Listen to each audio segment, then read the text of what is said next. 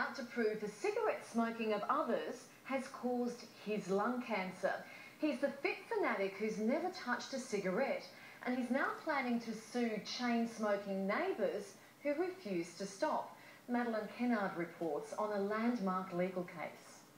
It is not only dangerous, it's absolutely deadly. The moment you can smell cigarette smoke, it's already in your lungs. Second-hand smoke kills. Peter Lavac is out to prove it almost killed him.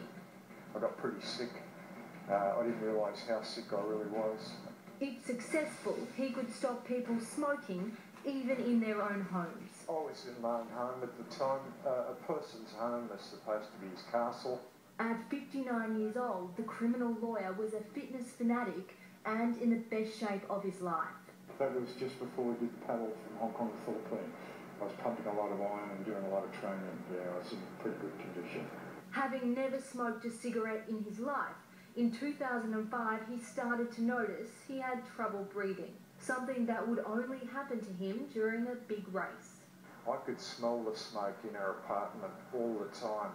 It was coming in through the cavities in the wall, it was coming in through the floor, it was coming in through the windows. After begging his neighbours to stop smoking and complaining to his body corporate, he and his wife had no choice but to move house, believing if he didn't, the outcome could be fatal. I confronted them many times, initially asking them politely, initially ramping up the volume, but you can't reason with smokers. They don't give a damn about their own health. Why on earth would they be concerned about anybody else's health?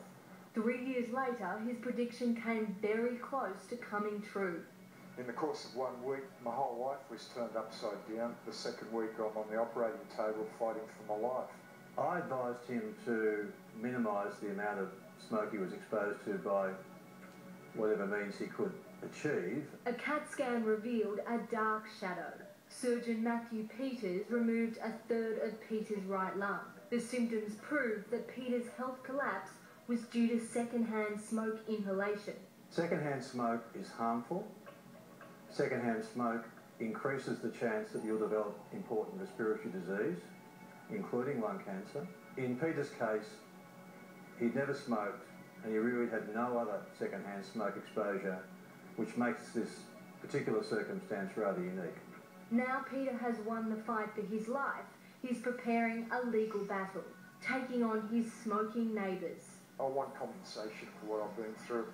Others have successfully sued over passive smoking before.